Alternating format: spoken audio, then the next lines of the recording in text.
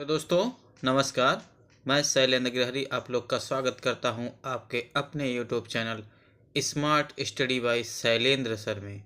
दोस्तों आज हम लोग देखेंगे राम भक्ति काव्य। इसके पहले भक्ति काल के वीडियो अपलोड किए जा चुके हैं, उनको जाके आप देख लीजिए दोस्तों। और देखना बहुत ज़रूरी है, प्रीवियस ईयर के क्वेश्चन ही है, घटना चक्र बुक से है।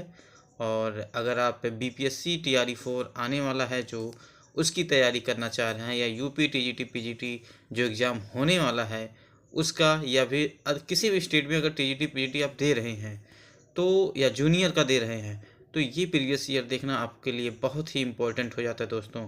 क्योंकि ये सभी जितने एग्ज़ाम हुए हैं टीजीटी पीजीटी के लगभग 73 सेटों का कलेक्शन है, और इन्हीं में से अधिकांश क्वेश्चन रिपीट हो जाते हैं दोस्तों। तो इसलिए आपसे रिक्वेस्ट है कि जाके इस मेरे पूरे सीरीज को कंप्लीट देख लेंगे तो आपको 80% तो यहाँ से तैयार हो जाएंगे दोस्तों। तो दोस्तों आज का पहला क्वेश्चन स्टार्ट करते हैं कि राम भक्त काव्य से श्री रामानुजाचार्य की भक्ति किस भाव की थी दोस्तों। तो ये दास भाव की थी दोस्तों। उसके बाद आता है, फिर इसका थोड़ा डिटेल भी जानेंगे हम लोग, क्योंकि डिटेल से भी क्वेश्चन पूछे जाते हैं। तो रामानुजाचार्य ये विशिष्ट द्वैतवाद दर्शन के प्रतिपादक थे, जो कि बहुत पूछा जाता है दोस्तों कि विशिष्ट द्वैतवाद दर्शन के प्रतिपादक कौन थे। रामानुजाचार्य। इन्होंने दास्य भाव की भक्ति किया। इनके अनुसार ब्रह्मा के अंश जगत के सभी प्राणी हैं, अशेष या लक्ष्मण के अवतार माने जाते हैं। नेक्स्ट क्वेश्चन आता है, स्वामी अग्रदास किस काव्यधारा के कवि हैं। स्वामी अग्रदास किस काव्यधारा के कवि हैं दोस्तों। ये है राम भक्त काव्यधारा के। अब देखते हैं दोस्तों, स्वामी अग्रदास राम भक्त काव्यधारा के प्रमुख कवि हैं। किसके? राम भक्त काव्यधारा के प्रमुख कवि हैं। इस शाखा के प्रमुख कवि रामानंद, तुलसीदास, नाभादास, प्राणचंद्र चौहान, केशवदास आदि। स्वामी अग्रदास कृष्णदास प्रहरी के शिष्य थे। स्वामी अग्रदास किसके शिष्य थे? कृष्णदास प्रहरी के। ठीक है। अब ऐसे पूछा जाए स्वामी अग्रदास के गुरु कौन थे? कृष्णदास प्रहरी हो गया। इनकी रचनाएं क्या हैं? हितोपदेश, उपखाणम बावनी और ध्यान मंजरी, रस मंजरी और कुंडलियां, ये सब इंपॉर्टेंट हो जाते हैं दोस्तों। इन सबको आप क्या करेंगे? रिवीजन करेंगे। फिर आता अगला क्वेश्चन है कि राम काव्यधारा से संबंधित कृत राम ध्यान मंजरी इनमें से किसकी है?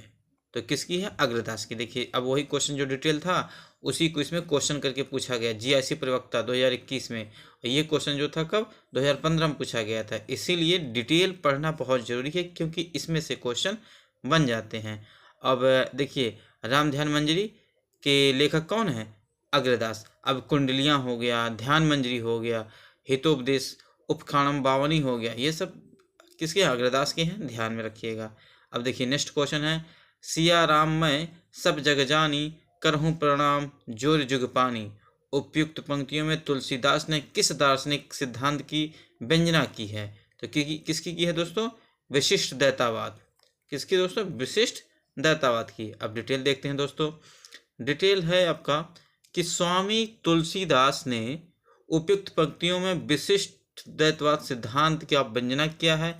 वस्तुतः जगत को उन्होंने सियाराममय कहा, जिसमें सीता प्राकृत स्वरूपा है और राम ब्रह्म है।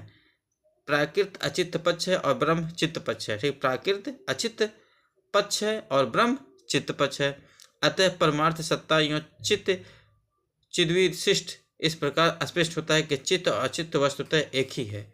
फिर नेक्स्ट क्वेश्चन देखते हैं दोस्तों, विशिष्टवाद जो है इसके बारे में क्या क्या इंपॉर्टेंट दिए गए हैं उसको देख लेते हैं। जैसे दोस्तों विशिष्टवाद की अगर हम बात करें तो विशिष्टता द्वैतवाद के प्रतिपादक कौन थे दोस्तों? रामानुजाचार्य। विशिष्टता द्वैतवाद के प्रतिपादक रामानुजाचार्य हो गए। उसके बाद दोस्तों आता है, यह शंकराचार्य के अद्वैतवाद के विरुद्ध पहली ठोस प्रक्रिया रही। ठीक है, विशिष्ट द्वैतवाद जो था ये इसके प्रतिपादक रामानुजाचार्य थे, और यह शंकराचार्य के अद्वैतवाद के विरुद्ध पहली ठोस प्रक्रिया थी। ठीक, फिर आता है नेक्स्ट पॉइंट, इनमें अंतिम सत्ता को ही मानते हुए उसी के भीतर द्वैत की स्थापना की गई। ठीक है दोस्तों, उसी के भीतर द्वैत की स्थापना की गई। इसमें सजातीय और विजातीय दार्शनिक भेदों का खंडन है, किंतु स्वागत भेद भी स्वीकार किया गया है। ठीक, ईश्वर और ब्रह्मा में कोई भेद नहीं है और वह सगुण ही है तथा चित्त सतचित्त आनंद उसके गुण है। फिर आत्मा और जगत ईश्वर के अंश हैं और उसकी वास्तविकता सत्ता है। ये विशिष्टाद्वैतवाद के एक प्रकार से देखा जाए तो मेन पॉइंट्स जुड़े हुए हैं। तो विशिष्टाद्वैतवाद के प्रतिपादक रामानुजाचार्य और ये शंकराचार्य के अद्वैतवाद के विरुद्ध पहली ठोस प्रक्रिया रही और अंतिम सत्ता को ही मानने वाले उसके भीतर द्वैतवाद की स्थापना की गई। सजातीय विजातीय दार्शनिक भेदों का खंडन है, किंतु स्वागत भेद को स्वीकार किया है। ब्रह्म और ईश्वर में कोई अंतर नहीं है, इसमें सगुण ही है और सत्य चित्त और आनंद उसके गुण है। किसके? विशिष्टाद्वैतवाद के। आत्मा और जगत ईश्वर के अंश है और उनकी वास्तविक सत्ता है दोस्तों। फिर आता है नेक्स्ट क्वेश्चन है कि राम भक्ति शाखा के रसकोपास्यान का समावेशन किसने किया? राम भक्त शाखा में रासकोपासना का समावेशन किसने किया? अग्रदास ने किया। अब अग्रदास के बारे में देखते हैं दोस्तों, क्या है अग्रदास के बारे में। राम भक्त शाखा में रासकोपासना का समावेशन स्वामी अग्रदास ने किया और उन्होंने पदावली और ध्यान मंजरी में सीताराम के सौंदर्य का वर्णन कर रसिक भावना की उपासना को स्थापित किया, जिसका अनुसरण उसके शिष्य नाभादास ने किया। ठीक है, अब आता है अग्रदास ने रसिक राम भक्तों को पंचभाव पासक मानकर उनकी अष्टयाम भावना की 5 रसों के अनुकूल सेवाओं का विधान किया।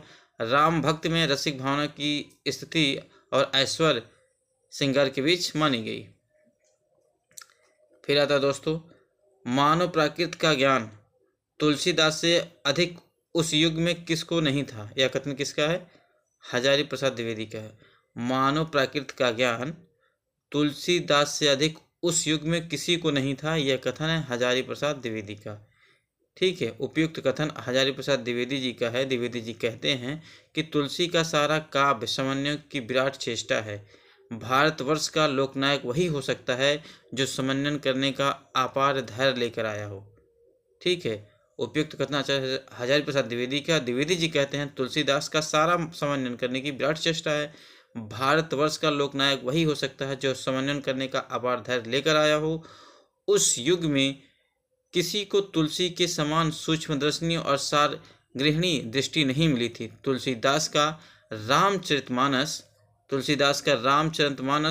लोक से शास्त्र का, संस्कृत से लौकिक भाषा का, सगुण से निर्गुण का, ज्ञान से भक्ति का, शैव से वैष्णव का, ब्राह्मण से शूद्र का, पंडित से मूर्ख का, गृहस्थ से वैराग्य का समन्वय है।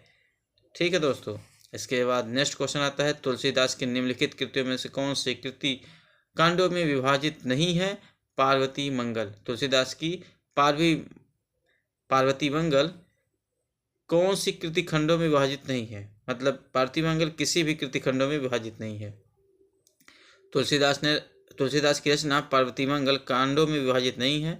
डॉक्टर रामकुमार वर्मा के अनुसार इसमें 164 छंद हैं। ठीक है, यानी कि पार्वती मंगल जो है किसी कांड में विभाजित नहीं है, लेकिन इसमें छंद कितने हैं? 164, वो भी किसके अनुसार? रामकुमार वर्मा के अनुसार। और 148 अरुण छंद हैं तथा 16 हरिगीत का छंद है। अरुण छंद को मंगल छंद भी कहते हैं। दोस्तों पूछा जा सकता है कि मंगल छंद किसे कहते हैं, तो अरुण छंद को, या अरुण छंद का दूसरा नाम क्या है? तो मंगल छंद है। ठीक है, और डॉक्टर रामकुमार वर्मा के अनुसार 148 अरुण छंद तथा 16 हरिगीत का किसमें है? पार्वती मंगल में, और 164 छंद हैं। फिर इसके बाद दोस्तों आता है अन्य महत्वपूर्ण, जैसे तुलसीदास की कांड आधारित रचनाएं कौन कौन सी हैं? जैसे इन्होंने रामचरितमानस लिखा तो इसमें 7 कांड इन्होंने बताया, और गीतावली लिखा इसमें भी 7 कांड। तुलसीदास की जो रचनाएं हैं, रामचरितमानस में 7 कांड, गीतावली में 7 कांड, बड़वे रामायण में भी 7 कांड, और कवितावली में भी 7 कांड, यानी 7 कांड सब में है। और ऐसे पूछा जाए कि कवितावली कौन लिखा है, तुलसीदास। रामचरितमानस, ये भी थी गीतावली, भैरवी, ये सब कौन लिखे, तुलसीदास ही लिखे दोस्तों। इसके बाद आता है फिर नेक्स्ट क्वेश्चन आपका आ जाएगा, गोस्वामी तुलसीदास के पिता का नाम क्या था, तो आत्माराम। ठीक है, जनश्रुति के अनुसार गोस्वामी तुलसी जी के पिता का नाम क्या था, आत्माराम दुबे था, और माता का नाम हुलसी था। बाबा नरिहानंद या नरहरिदास इनके पालन पोषण किया तथा ज्ञान भक्ति की दीक्षा भी इन्होंने दिया। गोस्वामी जी का विवाह दीनबंधु पाठक की कन्या रत्नावली से हुआ। इसमें क्या क्या इंपॉर्टेंट हो सकता है दोस्तों हो सकता है कि इनके पिता का नाम आत्माराम दुबे, माता का नाम हुलसी, इनके गुरु नरहरिनंद या नरहरदास, और इनकी विवाह रत्नावली से हुआ। ठीक है दोस्तों, ये इंपॉर्टेंट है। फिर आता क्वेश्चन है, गोद लिए हुलसी फिरे तुलसी सोसुत होए, इस पंक्तियों में से किस कवि की है, यह है रहीम का। गोद लिए हुलसी फिरे तुलसी सोसुत होए, यह पंक्ति इनमें से किस कवि का है, यह है रहीम का दोस्तों। ठीक है, हिंदू अवतार पुरुषों के प्रति रहीमदास का बहुत ही आदर भावना रखते हुए, ठीक है, हिंदू अवतार पुरुषों के प्रति रहीमदास जी बहुत आदर की भावना रखते थे, इसलिए तुलसीदास और रहीम जी के बीच परस्पर अवतारवाद पर चर्चा होती रहती थी। दोनों के बीच पत्र व्यवहार भी होता रहता था। एक समय एक ब्राह्मण अपनी कन्या के विवाह हेतु धन की याचना करने गोस्वामी तुलसी जी के पास आया। उन्होंने दोहे की एक पंक्ति लिखकर रहीम के पास भिजवा दिया। अब देखिए क्या दोहा था वो, सुरतिया नरतिया नागतिया, यह चाहत सब कोय। रहीम ने ब्राह्मण को वांछित धन दिया और दोहे की पूर्ति कर उसे वापस तुलसीदास के पास भेज दिया। इस प्रकार है जो गोद लिए हुलसी फिरे तुलसी सो सुत होए। ठीक है, गोद लिए हुलसी फिरे तुलसी सो सुत होए। अब फिर देखिए, फिर आता गोद लिए हुलसी फिरे तुलसी सो सुत होए, पंक्ति के लेखक कौन से हैं, ये रहीम है। ये कब पूछा गया, एलटी गेट का पेपर जो हुआ था यूपी पीसीएस के द्वारा 2018 में, इसमें पूछा गया था। फिर तुलसी की भक्ति का स्वरूप क्या था दोस्तों, दास्य भाव था। तुलसी की भक्ति दास्य भाव से ओतप्रोत है। यही कारण है कि तुलसी राम के सम्मुख विनम्र रहे हैं। फिर दोस्तों नेक्स्ट क्वेश्चन आता है कि रामचरितमानस के उत्तरकांड के संबंध में असत्य कथन का चयन कीजिए।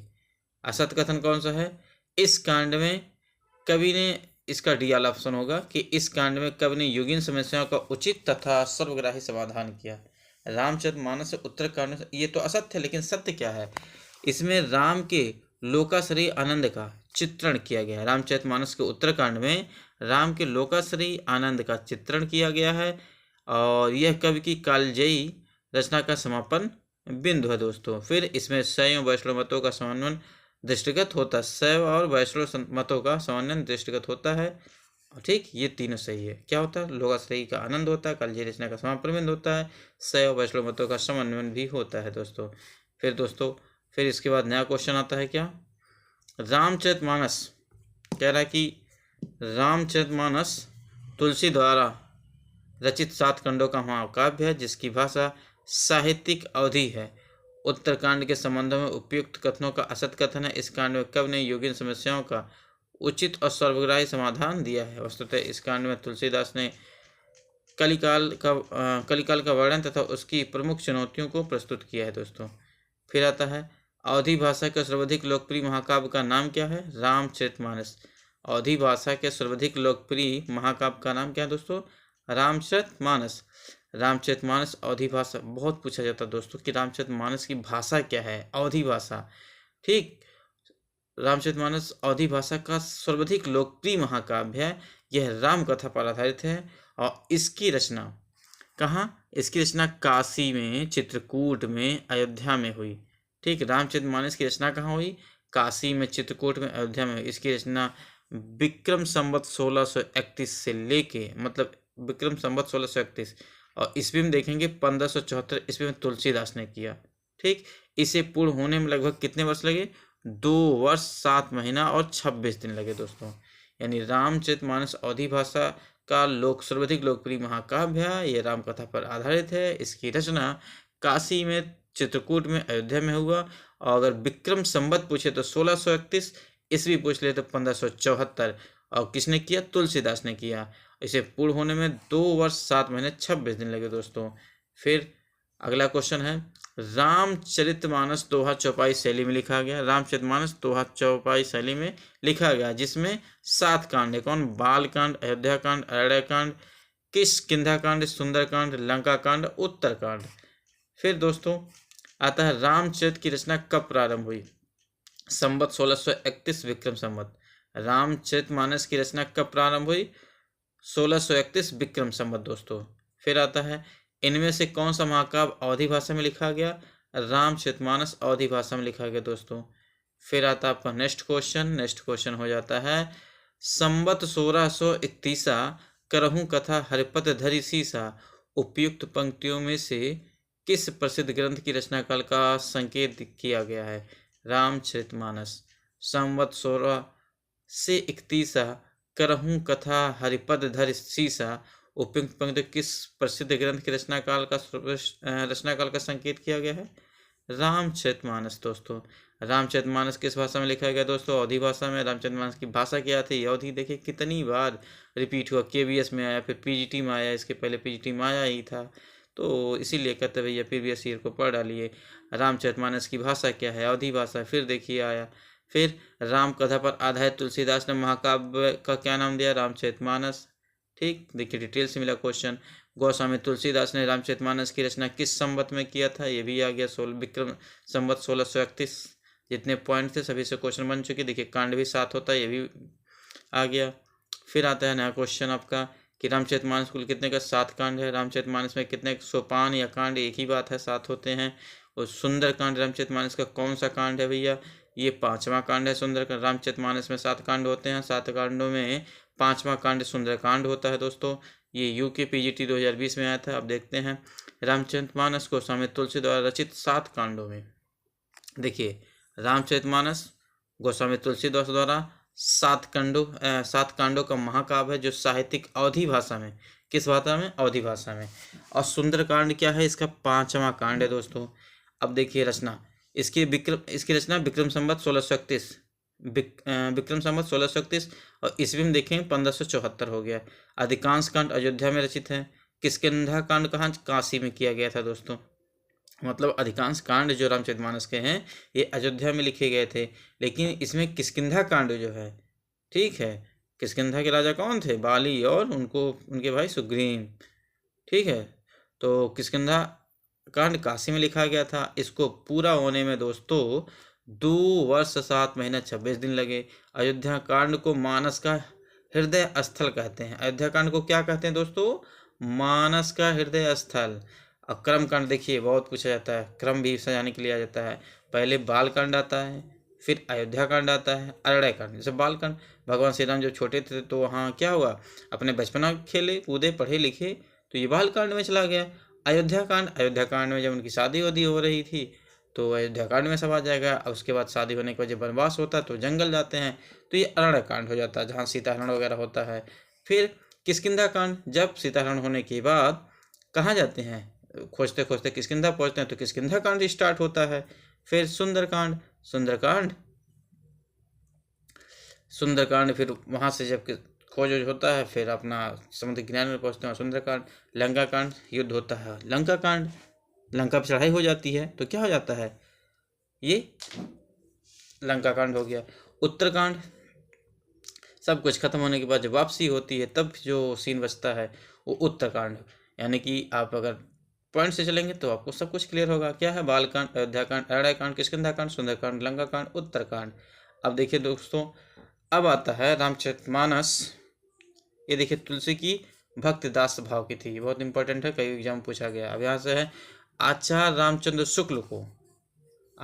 रामचंद्र शुक्ल इसे लोक मंगल की साधना का काव्य मानते हैं। किसको? रामचरितमानस को क्या मानते हैं? लोक मंगल की साधना अवस्था का काव्य मानते हैं दोस्तों। ठीक है, इसके बाद आता है, शुक्ल जी अयोध्या कांड में वर्णित चित्रकूट सभा को आध्यात्मिक घटना कहते हैं। दोस्तों शुक्ल जी अयोध्या कांड में वर्णित चित्रकूट सभा को आध्यात्मिक घटना कहते हैं। इसका प्रमुख छंद दोहा चौपाई है। ठीक है, किंतु बीचों बीच में एक अन्य छंदों का वर्णन भी हुआ है। अन्य छंदों का मतलब दोहा चौपाई तो है ही, उसके बाद अन्य छंदों का भी यूज हुआ बीच में कहीं कहीं। और यह कड़वकबद्ध रचना है। क्या रामचरितमानस जो है कैसी रचना है दोस्तों? कड़वकबद्ध रचना है। इसमें कुल 1074 कड़वक हैं। ठीक है, इसमें 4 घाटों के माध्यम से 4 संवादों का वर्णन है। ठीक, किसमें? रामचरितमानस में 4 घाटों के माध्यम से 4 संवादों का वर्णन है, जैसे राजघाट, पन घाट, पंचायती घाट और गौ घाट। ठीक है, इसमें सीता त्याग और शंभुक वध प्रसंग का वर्णन नहीं है। रामचरितमानस में सीता त्याग व शंभुक वध प्रसंग नहीं वर्णन है। फिर आता दोस्तों पहला टीका रामचरण दास ने लिखा। रामचरितमानस का पहला टीका जो था किसने लिखा दोस्तों? रामचरण दास ने लिखा। ऐसी मान्यता है कि तुलसी ने सर्वप्रथम इसे रसखान को सुनाया था। रामचरितमानस को सर्वप्रथम तुलसीदास ने किसको सुनाया? मान्यता है ये सुनाया गया था रसखान को दोस्तों। फिर आता है नेक्स्ट क्वेश्चन में सुंदरकांड के प्रमुख पात्र कौन है? हनुमान। सुंदरकांड में प्रमुख पात्र, क्योंकि ये जब सीता माता की खोज होती है तो यही लंका में जाते एंट्री करते हैं और पता लगाते हैं, तो ये सुंदरकांड के अंतर्गत आता है, इसलिए प्रमुख पात्र इसमें कौन हो जाते हैं? हनुमान जी हो जाते हैं। सुंदरकांड तुलसीदास कृत रामचरितमानस के 7 कांडों में से एक है। इस कांड में हनुमान जी के लंका गमन से लेकर आगमन तक विविध रूपों का वर्णन किया गया दोस्तों। अब देखिए रामचरितमानस में विभत्स रस का प्रयोग किन कांडों में मिलता है? अरण्य कांड और लंका कांड। विभत्स रस यानी कि अरण्य जंगलों में मारपीट होती है, मतलब वहाँ पंचवटी में, फिर लंका में तो होता है, तो इसलिए वहाँ विभत्स रस हो जाएगा। रामचरितमानस के अरण्य में करुण विभत्स रस का और लंका कांड में वीर भयानक विभत्स रस का प्रयोग मिलता है, क्योंकि वहाँ वीरता है ही, एक दूसरे को लोग आजमाते रहते हैं, मतलब अपनी ताकत को आजमाते हैं, तो वीर भयानक और विभत्स रस का प्रयोग मिलता है। किसमें? अरण्य कांड तथा लंका कांड में मिल जाएगा। अरण्य में करुण विभत्स मिलेगा और लंका कांड में वीर भयानक और विभत्स मिल जाएगा। देखिए गोस्वामी तुलसीदास जी कुल कितनी कृतियों का गोस्वामी तुलसीदास जी की कुल कितनी कृतियों में उत्तरकांड का संबंधी वर्णन प्राप्त होते हैं? 3। गोस्वामी तुलसीदास 12 रचनाओं गोस्वामी तुलसीदास की कुल 12 रचनाओं को प्रमाणिक माना जाता है। इसमें 3 ग्रंथ है, एक रामचरितमानस, 12वें रामायण और कवितावली। इसमें 3 ग्रंथ में उत्तरकांड संबंधी वर्णन है। फिर आते हैं रामचरितमानस में तुलसीदास ने सर्वप्रथम इनमें से किसकी वंदना की है? सरस्वती गणेश की। ठीक है, रामचरितमानस में तुलसीदास ने सर्वप्रथम इनमें किसकी वंदना की है? सरस्वती गणेश की। देखते हैं रामचरितमानस में गोस्वामी तुलसीदास ने सर्वप्रथम किसकी? सरस्वती और गणेश की वंदना किया है। ठीक, वर्णामर्थम संगमम रसनानम छंद समापम मंगलानम च कर्तरो वंदे वाणी विनायको। विनायको किसको कहते हैं? ये कहते हैं शंकर भगवान, गणेश भगवान को। ठीक है, और वंदे वाणी ये सरस्वती हो जाएंगे। ठीक है, वाणी विनायक को। हाँ, फिर आता दोस्तों इस प्रकार वाणी अर्थात सरस्वती। हाँ देखिए, हाँ वाणी अर्थात सरस्वती और विनायक किसको? गणेश जी को कहा गया है। किसकी वंदना? ठीक है। अब अर्थ अर्थ ना धर्म ना काम रुचि गति ना चाहू निर्वाण जन्म जन्म रति राम पद यह वरदान ना आने। रामचरितमानस में यह आकांक्षा निम्नलिखित में किसकी है? यह किसकी है दोस्तों? ये है भरत का। उपयुक्त पंक्तियां तुलसीदास कृत। ठीक है, उपयुक्त पंक्तियां तुलसीदास कृत रामचरितमानस के अयोध्या कांड से उद्धृत है। इस पंक्तियों के माध्यम से भरत कहते हैं कि मुझे ना अर्थ की रुचि इच्छा है, ना धर्म की, ना काम की, और ना मैं मोक्ष ही चाहता हूँ। जन्म जन्मांतर मेरा श्री राम के चरणों में प्रेम बना रहे, बस यही वरदान मांगता हूँ। बहुत सही। अवधी और ब्रज भाषा दोनों में रचना करने वाली कवि, अवधी और ब्रज भाषा दोनों में रचना करने वाली कवि कौन है? तुलसीदास जी। ठीक है दोस्तों, क्या होता है? अवधी एवं ब्रज भाषा, अवधी एवं ब्रज भाषा दोनों में रचना करने वाले कवि गोस्वामी तुलसीदास जी हैं। इन्होंने हिंदी का जाति कब माना जाता है? किसको? गोस्वामी तुलसीदास को हिंदी का जाति कब कहा जाता है? उन्होंने हिंदी क्षेत्र की मध्यकाल में प्रचलित दोनों काव्य भाषाओं में ब्रज भाषा और अवधी में समान अधिकार की रचना की है। वस्तुतः तुलसी ने गीतावली और कवितावली आदि में मुख्य कथा कही है। ठीक है दोस्तों। इसके बाद दोस्तों आता है नेक्स्ट क्वेश्चन। अन्य महत्वपूर्ण तथ्य, तुलसीदास द्वारा रचित 12 ग्रंथ प्रमाणिक माने जाते हैं। कौन कौन से हैं दोस्तों? इंपॉर्टेंट देखिए, वैराग्य, कौन कौन से? वैराग्य संदीपनी पहला हो गया, रामलला नछऊ दूसरा हो गया, रामाज्ञा प्रश्न, बरवे रामायण, जानकी मंगल, श्री कृष्ण गीतावली, पार्वती मंगल, गीतावली, दोहावली, कवितावली, विनय पत्रिका, रामचरितमानस।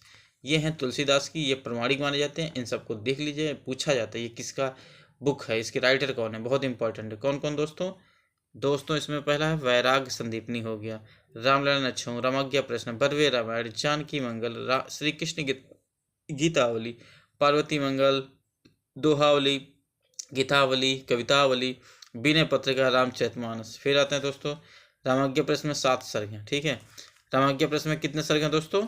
7 सर्ग हैं। प्रत्येक सर्ग में 7 कोष्टक और प्रत्येक कोष्टक में 7 दोहे हैं। ठीक है, तुलसीदास ने रामाज्ञा प्रश्न की रचना मात्र 6 घंटे में की थी।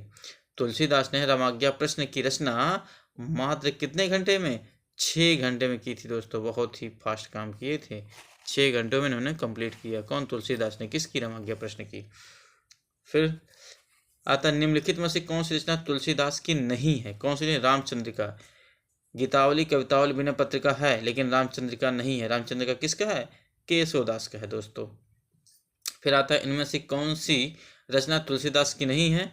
साकेत नहीं है। ठीक है, तो गीतावली, रामचरितमानस, कवितावली है, साकेत नहीं। देखिए जो इसमें 12 इंपॉर्टेंट दिए गए थे, अगर आप इसमें से देखे रहेंगे तो आप छांट लेंगे। ठीक है, साकेत। फिर नेक्स्ट क्वेश्चन यहाँ से देखते हैं दोस्तों। यहाँ से आपको देखने मिलेगा कि भक्ति काल के किस कवि को जाति कब कहा जाता है? तुलसीदास को। भक्ति काल के किस कवि को जाति कब कहते हैं? तुलसीदास को। ठीक है दोस्तों। वैराग संदीपनी किस कवि की रचना है दोस्तों? ये है तुलसीदास की। वैराग संदीपनी किस कवि की रचना है? तुलसीदास की। और वैराग संदीपनी की रचनाकार कौन है? तुलसीदास। देखिए सारा क्वेश्चन वहीं से है। इनमें से कौन सा कथन असत्य है? देखिए इसमें से असत्य है आपका, संत तुलसीदास गणेश शाखा के कवि हैं, ये गलत हो जाता है। बाकी देखिए ज्ञानश्री शाखा के कवि निरंकार की उपासना करते थे। ज्ञानश्री शाखा के कवि निरंकार की उपासना करते थे। कबीर संत हैं। ठीक है, प्रभु जी तुम चंदन हम पानी, ये रैदास की पंक्तियाँ है। ये क्वेश्चन शायद वीडियो में पूछा गया था दोस्तों। प्रभु जी तुम चंदन हम पानी, तो इसलिए पंक्तियाँ भी इम्पोर्टेंट होती हैं दोस्तों। फिर आता है ज्ञानश्री शाखा के कवि निरंकार की उपासना करते थे। कवि संत कवि हैं, प्रभु जी तुम चंदन हम पानी, रैदास की पंक्तियां हैं। संत तुलसीदास रामश्री शाखा के कवि हैं। ठीक है दोस्तों। फिर आता है भक्ति काल के रामश्री शाखा के नाम से कौन से कवि हैं? तुलसीदास। भक्ति काल के रामश्री शाखा के नाम से कौन से कवि हैं? तुलसीदास हो जाते हैं दोस्तों। ठीक है दोस्तों। फिर आता है नेक्स्ट क्वेश्चन। निम्नलिखित विकल्पों में से जो राम भक्ति काव्य की विशेषता नहीं है उसे छाटिए। कौन सी नहीं है? कृष्ण की विविध लीलाओं का गायन। निम्नलिखित में विकल्प में जो राम भक्ति काव्य की विशेषता नहीं है उसे छाटिए। तो कृष्ण की विविध, राम भक्त में कृष्ण भगवान का लीला आएगा ही नहीं, इसलिए देखो राम भक्त विष्णु के अवतार रूप राम का वर्णन है, लोक मंगल समन्वय भावना का प्रतिपादन है, असद असत्ययों का विजय है। फिर आता है दोस्तों कि कृष्ण की विविध लीलाओं का गायन राम भक्ति काव्य की विशेषता नहीं है, बल्कि यह कृष्ण भक्ति काव्य की विशेषता है। यह शेष राम भक्ति काव्य की विशेषता है। तुलसीदास कृत विनय पत्रिका रचित ब्रज भाषा में। तुलसीदास कृत विनय पत्रिका रचित है ब्रज भाषा में। गोस्वामी तुलसीदास द्वारा रचित विनय पत्रिका, गोस्वामी तुलसीदास द्वारा रचित विनय पत्रिका की रचना कैसी है दोस्तों? ये है दोस्तों, तो दोस्तों गोस्वामी तुलसीदास द्वारा रचित विनय पत्रिका की रचना ब्रज भाषा में हुई। इसमें स्वामी की सेवा में करुणतम शब्दों में अपनी दीनता का निवेदन किया है। विनय पत्रिका का अर्थ है दोस्तों क्या है? विनम्रता पूर्वक निवेदन करना। इसमें दरबारी शिष्टाचार का पूर्ण निर्वाह हुआ है। उसके बाद फिर आता है विनय पत्रिका नामक ग्रंथ की रचना कौन किया दोस्तों? गोस्वामी तुलसीदास। विनय पत्रिका नामक ग्रंथ की रचना गोस्वामी तुलसीदास ने। कृष्ण गीतावली ग्रंथ के रचनाकार तुलसीदास। कृष्ण गीतावली ग्रंथ के रचनाकार कौन है दोस्तों? तुलसीदास हैं। कृष्ण गीतावली गोस्वामी तुलसीदास की ब्रज भाषा में रचित अत्यंत मधुर व रसमय गीत काव्य है। ये बहुत पूछा जाता दोस्तों, ठीक है। कृष्ण गीतावली जो होती है गोस्वामी तुलसीदास का ब्रज भाषा में रचित अत्यंत मधुर और रसम गीत काव्य। पूछा जाएगा कृष्ण गीतावली क्या है? गीत काव्य है। किसके द्वारा रचित किया गया? तुलसीदास के द्वारा। किस भाषा में कृष्ण गीतावली है? ब्रज भाषा में। ये सारे इंपॉर्टेंट हो जाते हैं दोस्तों। फिर आता है दोस्तों कि इनमें श्री कृष्ण की बाल्यावस्था, ठीक है, और गोपी उधो के सम्मान के प्रसंग पर कवित्व शैली में है। कृष्ण गीतावली में कुल 61 पद हैं दोस्तों। कृष्ण गीतावली में कितने पद हैं दोस्तों? 61 पद हैं। इसमें कुछ पद सूर सागर में भी पाए गए हैं। फिर आता है दोस्तों नेक्स्ट क्वेश्चन, कृष्ण गीतावली नामक काव्यकृत के रचयिता कौन है? तुलसीदास हैं। कृष्ण गीतावली नामक काव्य के रचयिता कौन है दोस्तों? तुलसीदास जी हैं। तुलसीदास जी हैं, ठीक है। अब देखिए फिर नेक्स्ट क्वेश्चन, इनमें से कौन सा ग्रंथ तुलसी द्वारा रचित नहीं है? तो रसमंजरी नहीं है। रसमंजरी किसकी है दोस्तों? ये नंददास की है। बहुत पूछा जा सकता है कि रसमंजरी किसका है? नंददास की है। यह नायिका भेद की पुस्तक है जो भानुदत्त की रसमंजरी के आधार पर रचित है। शेष तुलसीदास की रचनाएं हैं, जैसे दोहावली, विनय पत्रिका, गीतावली, कवितावली, ये सब किसकी हैं? ये सब हैं गोस्वामी तुलसीदास का। और रसमंजरी नहीं है, रसमंजरी है नंददास का, ठीक है दोस्तों। फिर आता है नेक्स्ट क्वेश्चन आपको देखने को मिलता है ये कि इनमें से तुलसीदास की रचना नहीं है, रामचंद्रिका नहीं है। रामचंद्रिका किसकी है दोस्तों? केशवदास की है, ठीक है। केशवदास का देखिए दिया है। शेष रचनाएं किसकी हैं?